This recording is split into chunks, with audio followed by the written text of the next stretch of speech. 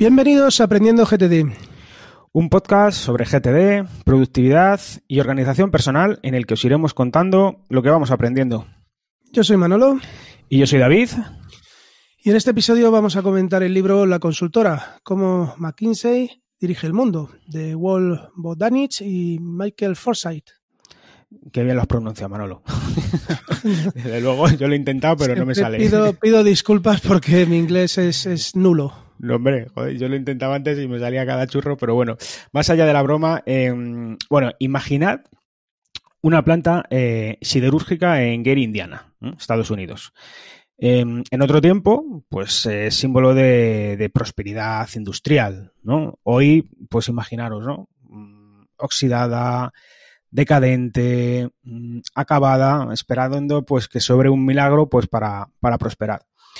Y entonces aparece McKinsey & Company, una firma de consultoría elegante, de trajes impecables, corbatas bien puestas, ¿no? Armada con hojas de cálculo y sobre todo pues con promesas de eficiencia. Pero claro, la cuestión es, ¿a qué precio viene esa eficiencia?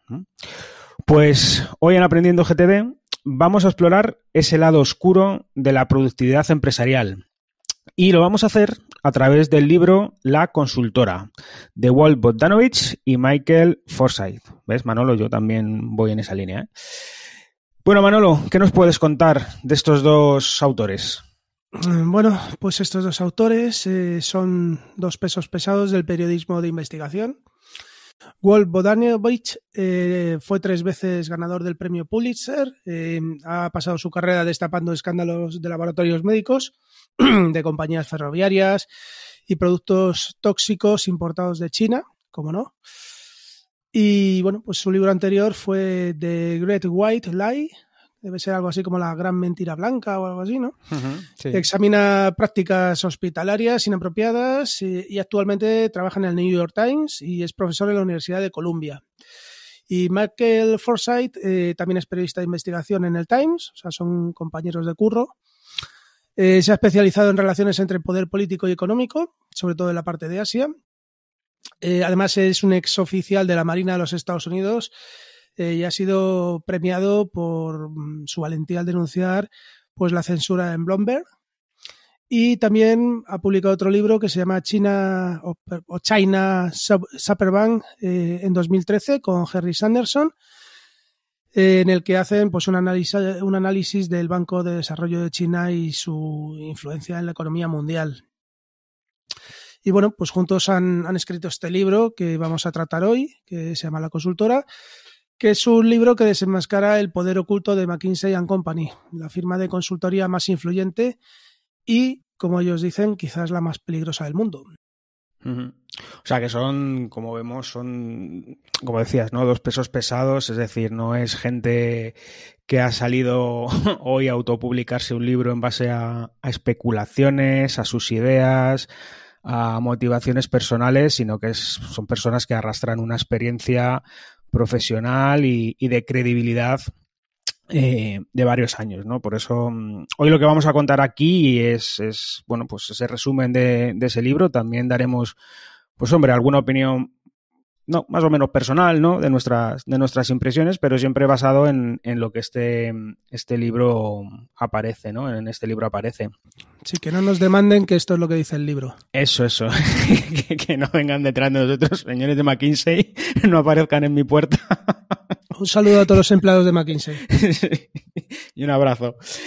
Bueno, el libro se encuentra dividido en 22 capítulos, pero no os asustéis, ¿vale? Que para hacer el podcast más dinámico lo hemos estructurado en 5 partes, en función un poco de la temática que va abordando cada uno de ellos, ¿no? La verdad es que es un libro dinámico de leer y, bueno, el primer bloque lo hemos llamado el poder en la sombra, que está formado por los 3, o que agrupa los 3 primeros capítulos. Es importante y es curioso, ¿no? Que el libro arranca con una advertencia clara, ¿no? Y un poco que te pone los pelos de punta. Y dice algo así como que cuando McKinsey entra por la puerta, las cosas empiezan a cambiar. pero no siempre para bien. Y eso ya pues da un poco de signos de por dónde va a ir el tema, ¿no? El libro, ¿no? Para que nos hagamos una idea, comentan los autores que McKinsey pues, ha estado detrás de decisiones que han transformado realmente sectores enteros, ¿no? Quizá no de la noche al día, pero sí de una transformación radical, ¿no? Pero como no aparece en el titular, ¿no? de esas transformaciones o de esos cambios, nadie le pide explicaciones. Y uno de los casos que analizan es el caso, curiosamente, de Disneylandia, ¿no? El parque de atracciones en Estados Unidos, que en sus orígenes era conocido por su seguridad casi impecable, ¿no? Walt Disney, de hecho, cuando lo diseñó, pues pensaba siempre en que fuese un mundo de fantasía, de diversión, de tranquilidad para niños, un lugar sin que hubiese pie a posibilidades de peligro, ¿no? Sin embargo, con el tiempo, pues esa cultura comenzó a cambiar y McKinsey asesoró a Disney para mejorar, podríamos decir, su eficiencia operativa. Pues ya sabéis, ¿no? Por reducir costes, optimizar procesos, mejorar resultados, ¿no? Y lógicamente, pues eso también, bueno, y digo lógicamente, ¿no? Pues no siempre tiene que ser así, pero sí la manera más fácil de mejorar eso, pues suele afectar a protocolos de mantenimiento y de seguridad en las atracciones, ¿no? Ojo, el libro no acusa directamente a la consultora de provocar accidentes, ¿vale? Eso que quede claro, porque eso es un tema que también hemos estado comentando nosotros, pero sí plantea, como hacen normalmente este tipo de libros, ¿no? Y este tipo de autores, una pregunta pues que puede resultar incómoda, ¿no? Y es, ¿qué sucede cuando la lógica del beneficio industrial se antepone al bienestar de las personas, ¿no? Incluso en un parque que, como en este caso, se vende como el lugar más feliz de la Tierra, ¿no? Es una pregunta pues que hay que dejarla ahí votando para que cada uno pues la mastique, ¿no? y la vea como considere. Sí, en este caso lo que comentan en el libro también es que, por ejemplo, Disney tenía tantísima seguridad porque todos los días se revisaban todas las atracciones, se revisaban a un nivel muy meticuloso. ¿Qué propone McKinsey? Pues, hombre, si nunca tenemos accidentes, ¿por qué no la revisamos cada cierto tiempo, no tan seguido? Claro, al final no tienes accidentes porque las revisas todos los días. Si dejas de revisarlas, pues te arriesgas. Y bueno, pues hubo un caso que incluso pues hubo una atracción que se descontroló, una montaña rusa, y un niño falleció, parece ser, por lo que cuentan en el libro. Sí, a ver, esto es como lo de en GTD, ¿no? Dices, a ver, la gracia está en, o la gracia o la clave está en que revises todos los días tus listas, a tu sistema, entender revisar, ¿no? O sea, que estés encima de ello, porque usándolo y estando encima es como te va a ser útil, ¿no? Si no lo haces, pues el sistema deja de ser útil. Entonces, ¿qué es el huevo o la gallina antes, no? Pues en estos casos es claro, ¿no? Si dejas de revisar, ¿no? Por hacer un guiño a GTD, ¿eh? Hoy que no vamos a hablar mucho de GTD, pero bueno, para que se vea el trasfondo también que hay en todo esto, ¿no? Por supuesto. Luego, bueno, pues nos cuentan cómo McKinsey recluta a los mejores cerebros del mundo. Ellos, sobre todo, fichan a jóvenes brillantes de Harvard, de Stanford o el MIT, y reciben una promesa tentadora. Dice, aquí puedes cambiar el mundo, pero también te puedes hacer rico. Sí es cierto que aquí el libro pues parece que pone como que es muy idealista, que los chicos o los jóvenes se van a poder expandir en este negocio y tal, ¿no? Pero luego la realidad es que se les forma para pensar con una lógica muy fría, para maximizar el valor, para optimizar resultados. Estamos todo el rato hablando de lo mismo, como veis, ¿no? Pero muchas veces pues eso significa despedir, recortar, externalizar, ¿no? Uno de los ejemplos que se mencionan, que luego hablaremos de él, es una empresa que se llama Enron, que es una empresa energética.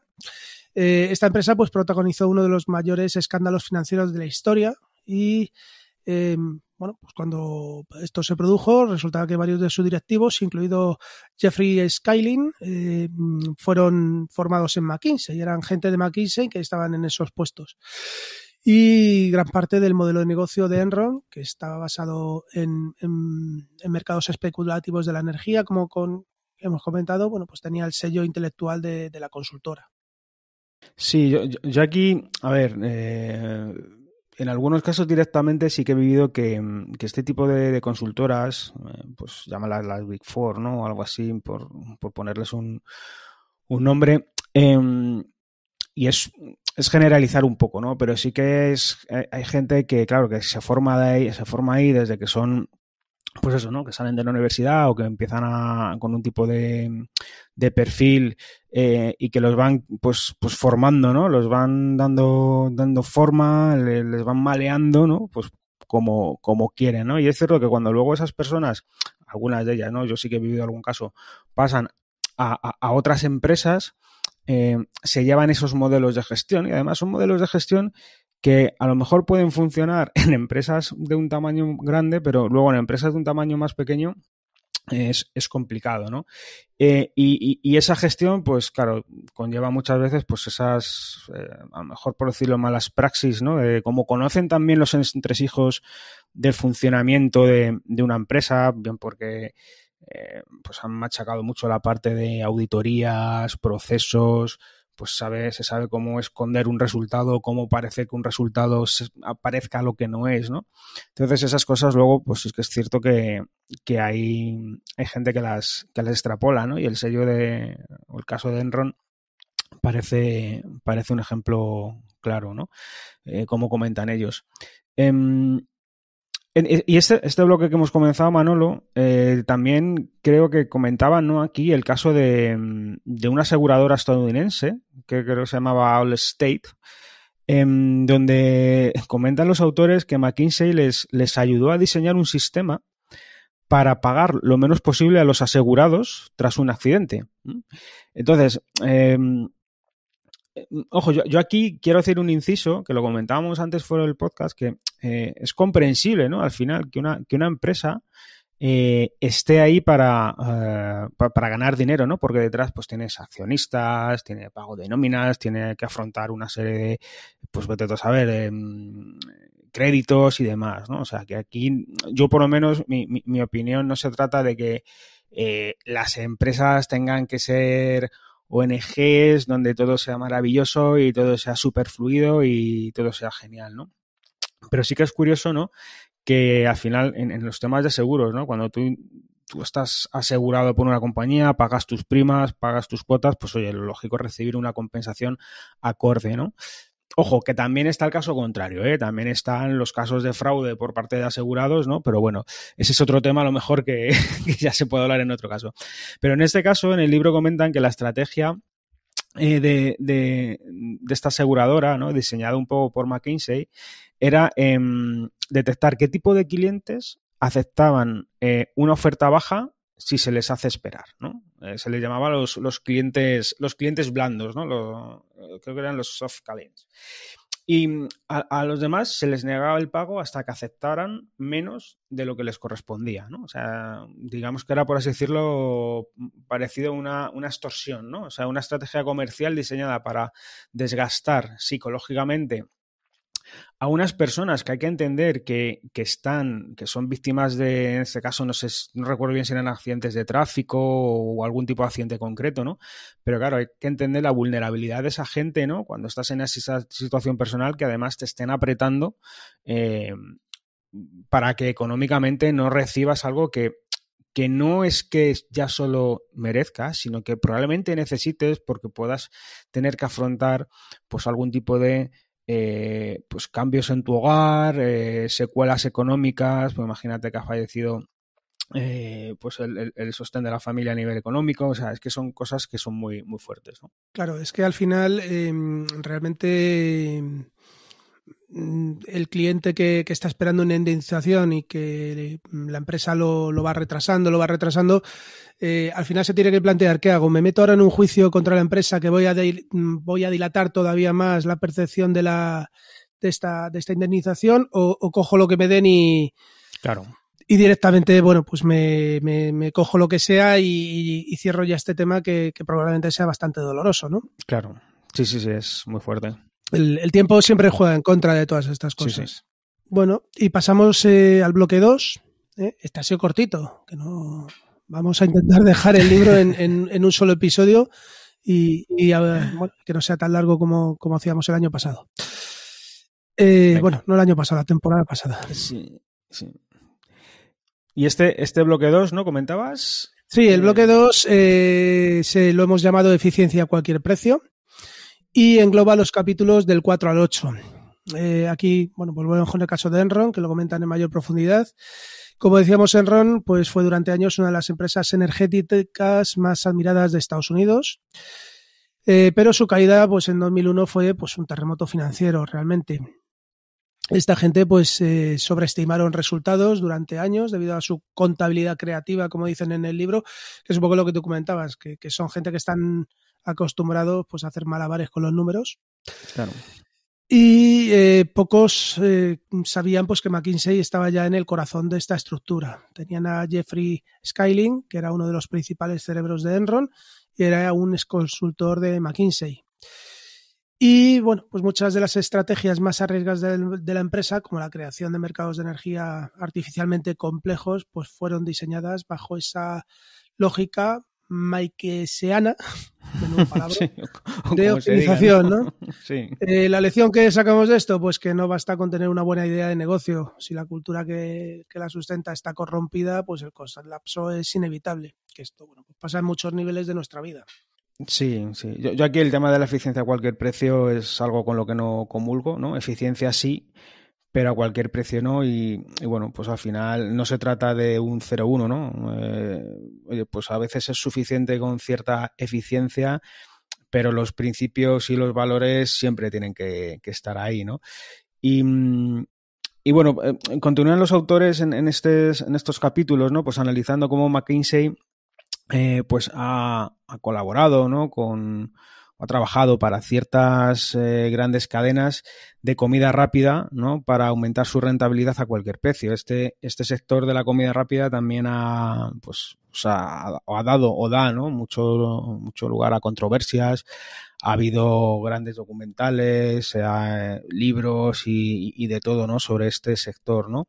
Y en el libro comentan, por ejemplo, curioso cómo ayudaron a diseñar menús más rentables, ¿no? Pero no necesariamente más saludables. Es decir, rentabilidad no a nivel de salud, sino pues a nivel económico, ¿no? Ojo, yo aquí también, pues no sé, hacer un inciso, ¿no, Manolo? Aquí esto es, claro, es ¿quién es culpable de esto, ¿no? ¿Quién contrata a quien hace eso? O quien hace eso sabiendo que te van a contratar para hacerlo, ¿no? Es un poco lo mismo de antes, ¿no? Estas cadenas, de comida rápida podían haber hecho esa mejora de rentabilidad con otro tipo de consultoras, con otro tipo de firmas. Bueno, eso nunca se sabe, ¿no? Pero al final lo que McKinsey aquí comentaba sobre todo, ¿no? Pues bueno, comentaba o dicen, ¿no? Que proponía, ¿no? Pues eran estrategias de cómo aumentar el tamaño de las porciones, colocar productos más caros en posiciones claves del menú, los famosos combos, ¿no? Para incentivar el gasto, ¿no? Que parece que te ahorras, ¿no? Pero claro, al final estás comprando más cantidad, te estás gastando más por algo que a lo mejor probablemente no tengas necesidad de consumir, ¿no? El resultado de esto, bueno, pues diversos, ¿no? Pero los principales, pues más ingresos para la compañía, ¿no? Pues para la cadena de comida rápida, seguramente también para McKinsey, lógicamente, pero también, pues, más obesidad, más diabetes, más enfermedades cardiovasculares, es decir, más riesgo de salud, pues, para los consumidores, ¿no? Es decir, aquí no es que estemos hablando de errores, sino de decisiones conscientes que priorizan, pues, el beneficio económico por encima de la salud pública. Claro, a ver, yo aquí supongo, quiero imaginar lo que pasa, ¿no? O sea, llega una cadena de estas de comida rápida, contrata a una consultora como McKinsey para que le aconseje cómo optimizar los resultados, cómo ser más rentable, y le presentan este plan, ¿no? Es decir, bueno, pues vamos a hacer esto para mejorar. ¿Qué te planteas en ese momento? ¿Sigo adelante con el plan que me están recomendando o lo desecho y he perdido un montón de pasta en que me pongan esto encima de la mesa? Sí. No sé, no estoy defendiendo por supuesto a la cadena, pero sí es cierto que cuando te plantean, cuando tú coges a alguien de fuera, aquí esto enlaza un poco con lo que comentábamos también fuera de micro. Yo esto lo he visto muchas veces cuando una empresa pues no obtiene los resultados que pretende o cree que ha llegado a un techo, pues contratan una consultora que les diga, que vea sus procesos y le diga, joder, ¿cómo puedo ahorrar pasta en esto? Yo qué sé, yo he visto cosas muy marcianas, ¿no? O sea, decir, pues mira, en lugar de limpiar los baños todos los días, vamos a coger a la empresa de limpieza y le vamos a decir que los limpie cada 3. Sí. Cosas de ese estilo, ¿no? Entonces, bueno, es complicado encontrar el equilibrio, ¿no? Y sobre todo, pues en casos de comida rápida o menos sana, pues claro, ¿por dónde acortas, no? A lo mejor metiendo un producto de más calidad, pues resulta más caro y todavía lo que haces es reducir más el beneficio. Sí, yo ahí la verdad que, a ver, por suerte o por desgracia no soy consultor de negocio ni de estrategia, pero bueno, yo creo que siempre hay caminos, ¿no? Y a lo mejor pues hay caminos más complejos de seguir, otros más rápido y bueno, pues nos falta visión, ¿no? Imagínate, tú eres un CEO que has llegado a una gran compañía y te están pidiendo resultados y tú quieres también tener resultados, porque bueno, tienes tu ambición profesional, que no tiene por qué ser negativa ni mucho menos, ¿no? Tus necesidades personales, tus retos personales y claro, pues oye, al final también a ti te presionan por otro lado, ¿no? Entonces, bueno, todo esto son cosas que son, bueno, curiosas, ¿no? Que a lo mejor son fáciles de ponerse en el lado bonito, ¿no? De las situaciones, ¿no? Desde un punto de vista de un café, pero bueno, no deja de ser complejo y sobre todo curioso, ¿no? Y hablaban también en el libro, Manolo, de una herramienta un poco curiosa, ¿no? Coméntanos un poco sobre ella. Lo que llaman la herramienta más fría del mundo corporativo, que la llaman la curva de rendimiento, que lógicamente, bueno, esto tú sabes bien lo que es, ¿no? Sí, al final sí. vas viendo, bueno, pues cuando vas a cumplir tu umbral de gastos, cuánto llegas al rendimiento y, bueno, pues cuándo puedes despegarlo. Normalmente debe ser una curva como ascendente a corto plazo, ¿no? Sí, a ver, normalmente se usa para medir la productividad de los empleados, ¿no? O los clasifica, ¿no? Por así decirlo, según pues productividad, potencial y bueno, con un mensaje claro detrás, ¿no? Sí, al final te viene a decir que el 10% de los empleados pues siempre tienen un bajo rendimiento y son empleados a eliminar. Esta lógica, bueno, pues fue aplicada por empresas como General Electric y se extendió por todo el sector corporativo. ¿Cuál es el problema? Pues que en muchos casos se despide no por bajo rendimiento real, sino por mantener una estadística viva, ¿no? A mí me da la impresión de que aquí es más tener asustados, por no decir una palabra más fuerte, a los empleados de la empresa, ¿no? A mí esto mal comparado me recuerda a un equipo de fútbol, ¿no? El que al final es menos rentable o mete menos goles o hace peor su función en el campo o sale a jugar menos, pues ese año lo vendemos y lo quitamos de en medio, ¿no? Sí, como que mantiene una tensión constante, ¿no? Decir, oye, mira, tengo que estar por encima de ese 10% porque si no, al margen de que... Toda esta gente es que ha leído mucho el libro del arte de la guerra de Sun Tzu, ¿vale? Había una cita, no la voy a decir literal, pero algo así como: ten siempre a tus hombres en peligro de muerte, así darán lo mejor de sí mismos. Pues esto es, ¿no? Que en situaciones de guerra tiene sentido, ¿no? Porque una guerra es una guerra, que es que el problema es que, y bueno, por cambiar, no es que cambiemos de libro, pero vamos, por comentar también, claro, el arte de la guerra se escribe en un contexto y para un contexto. ¿Qué ocurre? Que ahora, pues, con el objetivo, bueno, ahora no, desde hace tiempo, ¿no? Con el objetivo de vender más, tienes el arte de la guerra para empresarios, el arte de la guerra para deportistas, el arte de la guerra para padres y madres, el arte de la guerra para todo, ¿no? Entonces, claro. Sí, ahora lo adaptas, ¿no? Vale para todo. No todo es adaptable, ¿no? Porque sí es cierto que en una situación de guerra, imagino, por suerte no hemos tenido que estar en ninguna, pero claro, ahí es que te la juegas, o vives o mueres. Pero claro, hay otros casos donde no es esa situación, ¿no? Por eso me resulta curioso, pero sí tienes toda la razón de que es mantener esa tensión, ¿no? Ese oye, como no estás encima de eso. Y luego hay que ver ese valor también, cómo se mide, porque yo no conozco estas curvas de rendimiento, no he trabajado con ellas como tal, pero a ver cómo se hacen, ¿no? En esta parte del libro también es que hablan de las entrevistas de productividad, etcétera, que todos habremos vivido alguna en nuestra empresa, ¿no? Y bueno, son muchas veces entrevistas que lo que van es a acorralar al empleado y y bueno, pues a justificar por qué su rendimiento no es el esperado, porque nunca es el esperado, siempre se puede hacer más, ¿no? Sí. Bueno, en definitiva lo que el libro muestra, pues que esta consultoría pues, lo que produce es un ambiente tóxico, de miedo y de competencia constante, que al final pues es una mina para la cultura organizacional. Sí, de la organización, ¿no? Sí, sí. Bueno, como decía Peter Drucker, ¿no? Alguien que para nosotros pues es emblemático en este sector, ¿no? Que igual no es literal la cita, ¿no? Pero que al final la cultura se desayuna a la estrategia, ¿no? O sea, una estrategia, pues como en este caso puede ser tóxica o puede ser una estrategia menos tóxica o de otro tipo, ¿no? Al final son las culturas las que permanecen, no tienen por qué ser culturas buenistas, ni buenismo, de buenismo, como en este caso pueden ser culturas pues de presión, y bueno, si eso les funciona, pues les funciona, ¿no?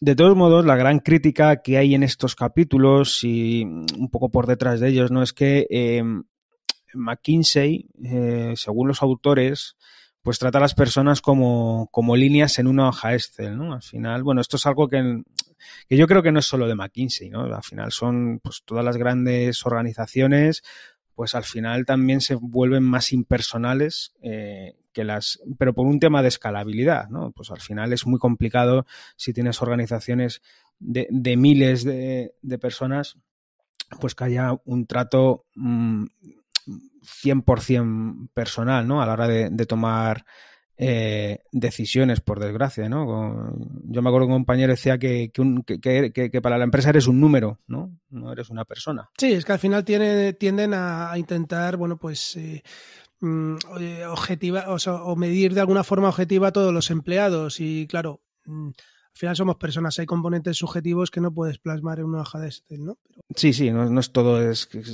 una variable, ¿no? Que puede eliminarse o sea, que una persona al final... O sea, un empleado es una persona, ¿no? Por así decirlo. No, por así decirlo, no, lo es, ¿no? Pero que no es una variable, ¿no? Que pueda eliminarse si no maximiza valor, ¿no? Valor, además, a ver cómo mides ese valor realmente de manera cuantitativa y objetiva, ¿no? Cómo lo haces, es complejo, ¿no? Y claro, cuando este enfoque se aplica sin filtros éticos, pues los resultados realmente pues pueden ser devastadores para quien los sufre, ¿no? Pues desde pérdidas de empleo, estrés laboral, pues a nivel pues de todo tipo, ¿no? Bajas, ansiedad, enfermedad, salud mental, que afecta no solo a la persona, sino a su entorno, ¿no? Abandono del propósito por parte de las personas a la hora de trabajar, ¿no? Y al final, pues como decían los autores, ¿no? En una de las citas, ¿no? No es que sea, ¿cómo era? No es que McKinsey sea el mismo demonio, ¿no? Sino que su modelo funciona mejor cuando el alma no estorba, ¿no? Entonces es curiosa la reflexión, ¿no? Está guay esa cita. Bueno, pues llegamos al bloque 3, que lo hemos titulado Crisis con sello corporativo. Y comprende los capítulos que van del 9 al 12. Estos son los capítulos más duros del libro. Sí, los más heavy. Sí. Aquí, bueno, pues ya no trata de despidos o de malas decisiones financieras. Aquí hablamos directamente de sufrimiento humano, de adicción y de muerte. Y es que esta empresa de consultoría ayudó para que todo esto fuera posible, por diseño. En los años 2000, una empresa que se llama Purdue Pharma vendía un medicamento llamado Oxycontin, un opioide extremadamente adictivo. Bueno, aquí voy a hacer un inciso. Un saludo, Pablo, por los incisos. Pablo. A ver, Pablo, que ya vas a recibir. Yo tenía la duda, entonces me he informado. El Oxycontin no es el fentanilo, ¿vale? El Oxycontin es oxicodona, que es otro tipo de opioide recetado y, bueno, que fue el detonante de esta primera ola de crisis, ¿no? El fentanilo, en cambio, pues es un opioide de la misma familia, pero es mucho más potente y es mucho más letal y llegó más tarde y, bueno, pues muchos adictos pasaron a drogas más baratas y fáciles de conseguir en el mercado negro, ¿no? Pero Manuel, una pregunta. ¿Y la cita a Pablo? Digo por los oyentes, ¿no? Un poco. No, porque Pablo es el de los incisos. Ah, vale. Porque Pablo siempre es el de los incisos, digo, bueno. Vale. A mí ya se me ha quedado Pablo asociado a fentanilo. Venga, seguimos. No, a fentanilo no, hombre. Está mayor, pero no lo usa todavía, que yo sepa, no lo consume. Oye, esto no se puede defender. Bueno, se defenderá en el siguiente que hable él. Ya verás cómo recibimos también. Nos dará bien. Volviendo al tema, bueno, pues para aumentar las ventas, McKinsey diseñó una estrategia comercial agresiva. El nombre interno que le dieron se llama Turbocharge the Sales. Y la idea era clara, incentivar a los médicos a recetar más. Esto, bueno, yo siempre lo he visto, ¿no? Que llevan los consultores o los representantes de las farmacéuticas a hablar con el médico. Y antes en España yo creo que eso ahora ya no se hace, pero antes era muy normal que le dieran incentivos, etcétera, para que recetaran un medicamento. Aumentar las dosis medias por paciente y recompensar a los distribuidores más agresivos, ¿no?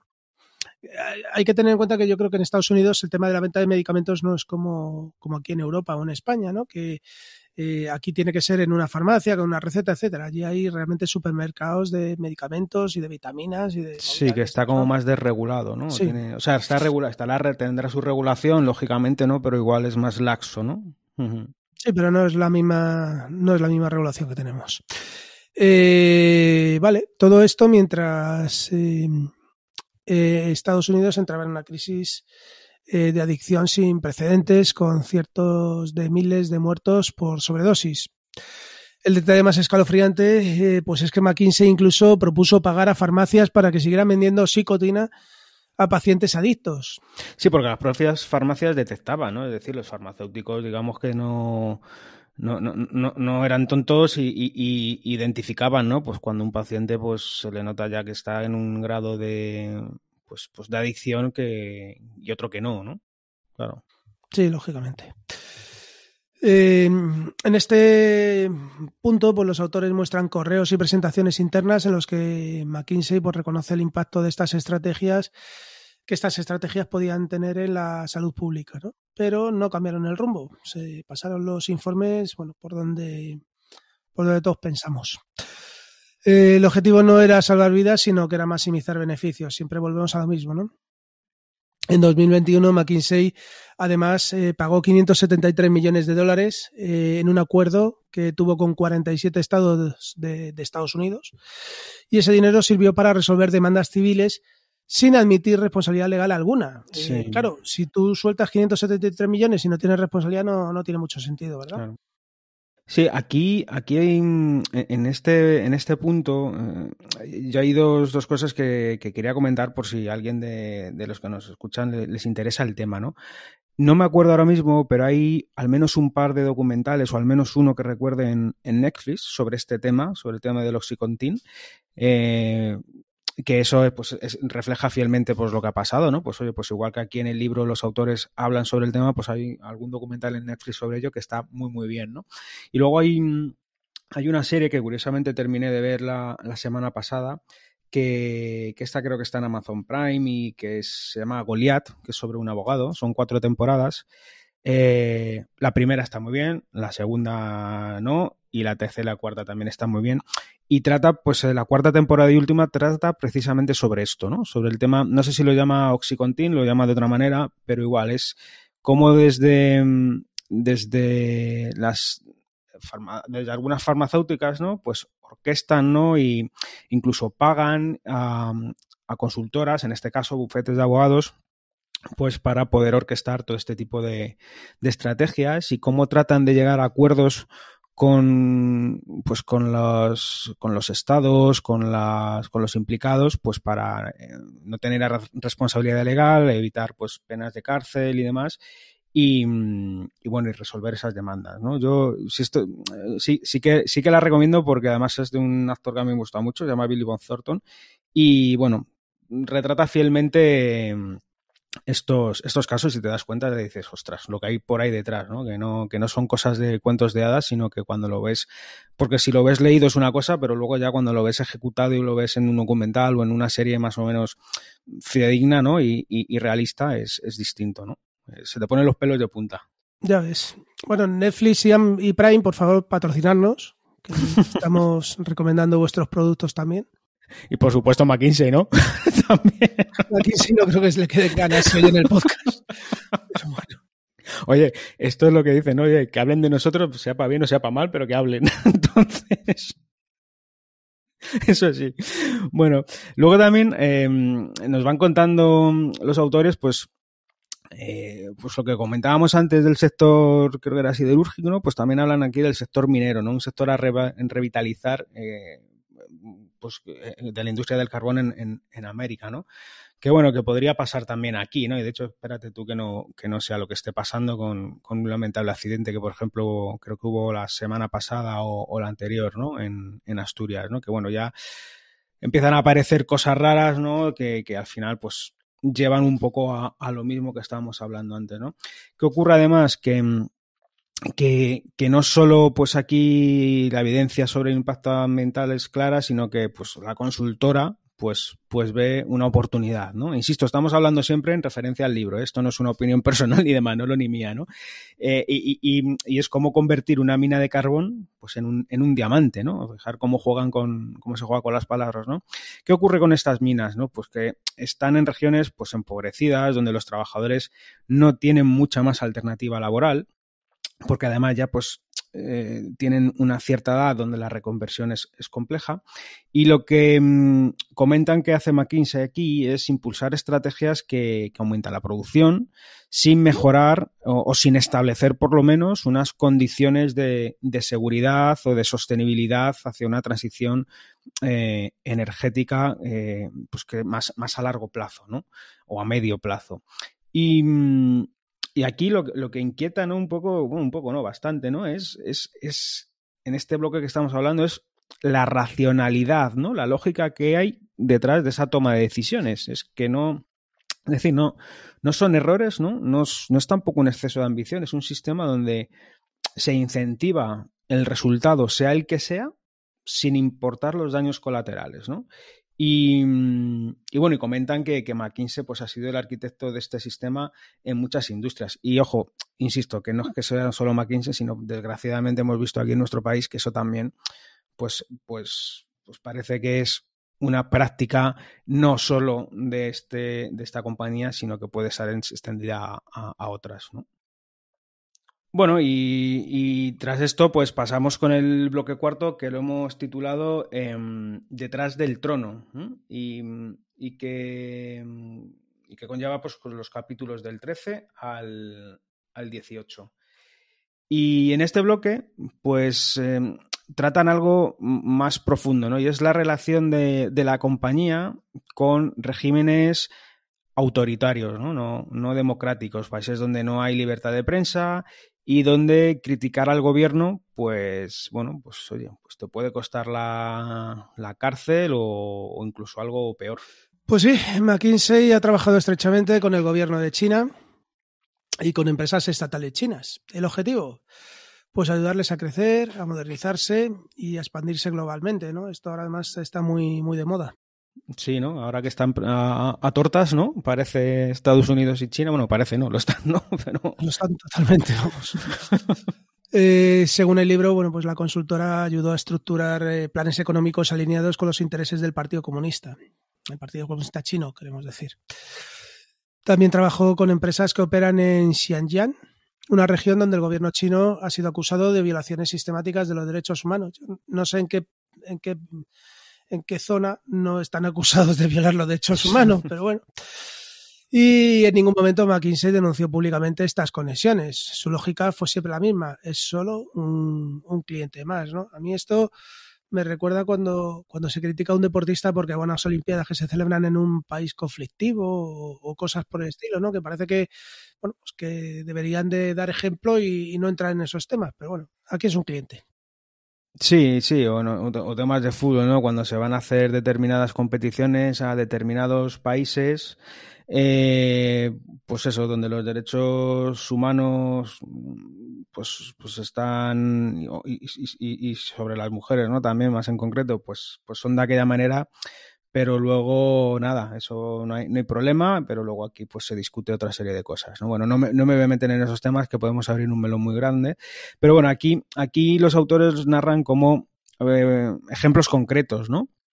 De cómo McKinsey pues trabajó para el gobierno de Arabia Saudí, ¿no? Pues asesorando sobre su modernización económica, ¿no? A ver, que dicho sea de paso, por desgracia o por suerte, no me voy a meter en eso, da resultados, ¿no? Porque la expansión de Arabia Saudí en los últimos años, y no me refiero en los últimos 3 o 4 años, si no viene de lejos, pues ha sido radical, ¿no? Pero claro, esto incluía iniciativas que llamaban Plan 2030 Visión o algo así, o Visión 2030, por traducirlo de alguna manera, ¿no? Que es como un informe interno, ¿no? Donde la consultora aquí fíjate aquí, se te ponen ya los pelos de punta, ¿no? Identificó pues a 3 disidentes del régimen saudí como voces críticas, ¿no? Contra el propio régimen, y lo hizo en Twitter, ¿no? Claro, pues eso ¿qué implicaciones tuvo? Pues que después estos tres disidentes y bueno, personas de su entorno pues fueron reprimidos, incluso alguno de ellos pues arrestado con las consecuencias que eso tiene, ¿no?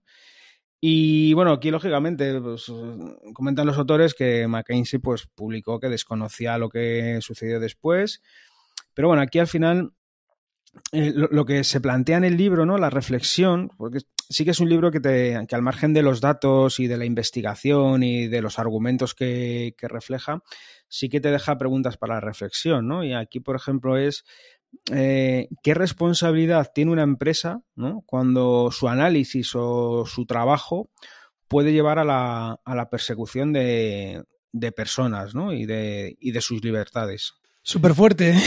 Sí, es que, no sé, es que a lo mejor se está delegando demasiado poder en organizaciones, ¿no? En empresas que no han sido elegidas, ¿no? Democráticamente. Es curioso, sí, es muy fuerte. Bueno, McKinsey en este caso pues defiende su trabajo. Ellos dicen que solo ofrecen datos, proyecciones, recomendaciones, pero que no toman las decisiones finales, que son los gobiernos quienes actúan.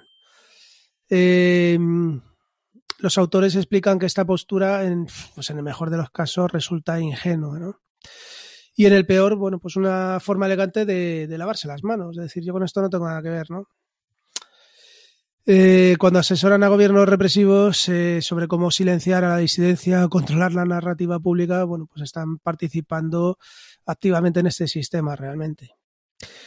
Lo más inquietante de este bloque es que McKinsey protege su reputación internacional mientras colabora con regímenes que violan los derechos humanos, ¿no? Mientras en Estados Unidos se habla de diversidad e inclusión, en China colabora con empresas alineadas con el partido. Mientras en Europa aboga por la sostenibilidad, en Arabia Saudí participa en proyectos construidos una represión y censura. Sí, esto viene, ¿no? Se me viene una frase a la cabeza respecto a los valores, ¿no? Pues no sé si era Groucho Marx o quién decía eso de ellos, si no le gustan, o Woody Allen, no me acuerdo, ¿no? Yo tengo estos valores, oye... Groucho Marx me parece que era. ¿Quién? Groucho, ¿no? Algo así, ¿no? Como que oye, yo tengo estos valores y si no te interesa, pues tengo estos otros, ¿no? O sea, al final es hacia con quién estoy hablando, pues oye, pues tengo un enfoque que claro, pues eso es cinismo del más absoluto, ¿no? Que insisto que al final vendrá mucha gente que yo también lo entiendo, oye, que las empresas al final están para ganar dinero, pues el tema, ya no entro en capitalismo y nada, ¿no? Está pues oye, para ganar dinero. Pero yo creo que siempre tiene que haber una ética de valores por detrás. Bueno, ética de valores la tienen, lo que pasa es que, bueno, son los que son, ¿no? En función de sus clientes, ¿no? Los valores dependen del punto de vista, ¿no? Sí, claro, y más, pues bueno, cuando los que mueven los hilos, pues normalmente suelen tener bastantes valores alineados, ¿no? Por así decirlo. Bueno, y oye, pues para no alargarnos mucho más, ¿no? Llegamos al bloque final, ¿no? Que lo hemos llamado, ¿no? Como el velo de la impunidad, ¿no? Que son los capítulos del 19 al 22, ¿no? Los tres últimos. Y que aquí se centran, pues, en cómo McKinsey, ¿no? A pesar de todo lo anterior, ¿no? Pues mantiene su imagen limpia, ¿no? Incluso cuando está saltan los escándalos, ¿no? Enron, documentales, este tipo de libros, ¿no? Es curioso, ¿no? Porque comentan que la estrategia de la compañía en este sentido es no hacer declaraciones públicas, ¿no? Y bueno, y férreos acuerdos de confidencialidad con los empleados, ¿no? Que trabajan en estos proyectos o que están implicados, ¿no? Que les impide incluso hablar años después de haber salido de la empresa, ¿no? Esto, por ejemplo, se ve en la serie que os comentaba antes, ¿no? También es curioso, ¿no? Pues tienen prácticas de, pues, no sé, pues como no grabar las reuniones, no dejar registros formales o actas formales de determinadas decisiones o estrategias, ¿no? Y bueno, el libro, ¿no? Los autores lo dejan claro, dicen que el secretismo no es un accidente, sino que es una estrategia, ¿no? Es decir, no actúan por accidente, sino que lo actúan de una manera, con una táctica muy, muy, muy determinada que les permite, pues eso, ¿no? Moverse entre gobiernos, empresas, sin dejar huella, ¿no? A priori, y sin asumir responsabilidades. Que hay que ser es un arte eso, también. Aquí no es que vaya a defender a McKinsey, pero a mí, por ejemplo, el tema de los contratos de confidencialidad lo encuentro normal en determinados casos, sobre todo cuando tocas una información muy sensible, ¿no? Lucasfilm hace a todos sus empleados cuando van a trabajar en una película firmar un contrato de confidencialidad, ¿no? Para que no salga nada a la luz. Yo creo que eso, dentro de lo que hay, es lo normal, ¿no? Pero bueno, sí es cierto que ellos lo utilizan a lo mejor de una forma más perversa. Claro, más extorsionadora, ¿no? Es decir, es una persona que está trabajando en algo que, claro. Sí, para protegerse, no para evitar que le hagan un spoiler de una película también. Eso es, ¿no? Y luego el libro también lo que habla es sobre la red de, ¿cómo le llaman? De consultores, ¿no? Consultores de McKinsey, sí. Pues... Y eso, cuéntanos un poco sobre eso, Mano, lo que tú... Pues que esta gente es McKinsey, como los llaman en el libro, en cargos clave de empresas, en gobiernos, en bancos, en universidades y en ONGs. O sea, los tienen colocados, se colocan, ¿no? Estratégicamente un poco al hilo de lo que veíamos en Enron, ¿no? Oye, pues un ex McKinsey, ¿no? Pues está colocado ahí, entonces pues empiezan a tener como un lobby, ¿no? Una red. Sí, al final tienen más poder, pueden influir en mercados que les interesen, etcétera. ¿Qué pasa cuando un exconsultor está al frente de una empresa que contrata a McKinsey? Pues que es una puerta ya abierta. No hay licitación. Se entienden sin tener que hablar las cosas. La fuerza muy intensa en ellos, ¿no? Justo. Muy buena similitud. Y esto, bueno, pues genera al final un círculo cerrado de poder que se autoalimenta, ¿no? Que es un poco lo que estábamos comentando. Sí, y al hilo de esto también es como McKinsey justifica la cantidad de pasta que cobra, ¿no? Lo que llaman los honorarios, ¿no? Que son altísimos, ¿no?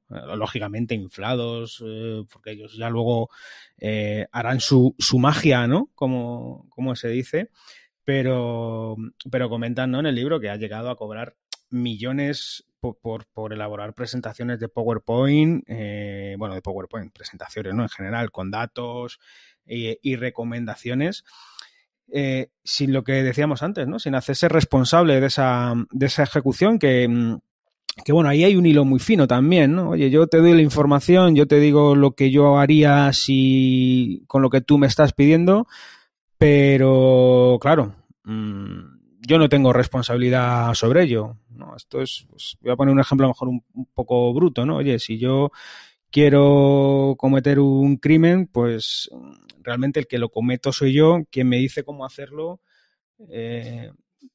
tiene parte de culpa, no la tiene, éticamente sí, legalmente no. Yo creo que ahí está esa fina, ¿no? Línea, ¿no? Que es donde se mueven este tipo de compañías o de negocios. Sí, a ver, McKinsey cuida la marca con obsesión. Tienen equipos dedicados a controlar lo que se dice sobre ella en medios, redes y en publicaciones académicas, ¿no? Esto suena, ¿no? Que al final los medios no son totalmente objetivos. Si alguien investiga o denuncia, pues se activa la maquinaria legal y reputacional. todo esto es para preservar su imagen de consultora ética, moderna y eficiente. La consultora pues no es solo un libro sobre una empresa. Es una advertencia. Sí, va más allá, claro. Este libro no habla, estoy de acuerdo contigo, ¿no? O sea, yo creo que McKinsey pues la han cogido porque al final, pues, oye, se han dedicado a investigar, ¿no? Pues más sobre esta compañía en concreto, pero es algo más, ¿no? Lo que tú decías, ¿no? Como una advertencia, ¿no? Sobre lo que ocurre, pues, cuando el poder se ejerce sin transparencia, sin ese tipo de valores, ¿no? Al final el conocimiento se convierte en un producto y el beneficio se pone por encima del bien común, ¿no? Al final dicen los autores que el problema no es que McKinsey tenga ideas, es que esas ideas dirigen el mundo sin que el mundo lo sepa. Bueno. Claro. Y con esto hemos llegado al final del libro. No sé si quieres añadir algo más. Bueno, yo comentar que eso, ¿no? Que al final es un libro, pues para quien le guste, pues profundizar, ¿no? En qué es lo que hay detrás de las cosas que no vemos en el día a día, los comunes de los mortales, ¿no? Pues está muy bien, con muchos datos, con como decíamos, ¿no? Con autores de prestigio, ¿no? Que no es periodismo sensacionalista, ¿no? O amarillista, pero bueno, que tampoco nos tenemos que echar las manos a la cabeza, ¿no? Es decir, pues oye, es la realidad del mundo. Yo creo que esto habrá existido siempre, Manolo. Pues hace 2000 años, en la Edad Media. Sí, yo cuando estaba leyendo el libro, sí me acordaba de unas frases de William Mason. La voy a hablar no la voy a decir literal, por supuesto, porque hablo de memoria. William Mason fue el diseñador del Colt 45. Sabéis el arma esta que se utilizaba en el lejano oeste, ¿no? Y este hombre decía que él no mataba a la gente, que él había diseñado solamente una herramienta, que el que apretaba el gatillo era otro. Esto es un poco lo mismo, ¿no? Yo te recomiendo hacer esto, pero no tienes por qué hacerlo, no me hagas caso si no quieres, ¿no? Bueno, y no solo eso, sino que mira, pues me voy a poner yo en el lado de McKinsey, ¿no? No solo yo te recomiendo que hagas esto, ¿no? Yo te estoy recomendando esto porque tú quieres obtener unos resultados, ¿no? Entonces, claro, ¿dónde está la culpa, ¿no? En que tú me pides esos resultados. Claro, yo como empresa puedo desestimar ese caso, ¿no? Desestimar ese trabajo, lógicamente, ¿no? Pero bueno, es que ya vendrá otro que lo haga. Entonces, no sé, es muy... Yo creo que da para un debate muy filosófico sobre la ética propia, ¿no? En la entendida ética como en la propia filosofía, ¿no? De ética de valores, ética de comportamiento, de actuación. Y bueno, es un libro que es muy, muy curioso de leer, siempre y cuando, pues, bajo mi punto de vista, no te vayas solo al lado de las grandes consultoras son malísimas y son las culpables de todo, ¿no? Porque detrás lo que hay no son organizaciones, ¿no? Estoy seguro, vamos, en McKinsey, en todas las empresas hay gente que es estupenda, que tiene unos valores geniales y bueno, y luego hay personas, pues, como fuera de las empresas, que tienen pues otro tipo de valores, ¿no? Y esto es así desde el que el mundo es mundo y me temo que lo seguirá siendo, salvo que nos domine la famosa inteligencia artificial general y bueno, pues veremos ella qué valores tiene.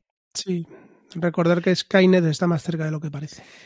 Sí, si es que no está ya, quién sabe, ¿no? Quién sabe, ¿no? Vas a ver. Bueno, pues yo creo que hasta aquí un nuevo episodio de Aprendiendo GTD. Si te ha gustado, te agradeceríamos que dejases una reseña en Apple Podcasts o en iVoox para dar a conocer el podcast.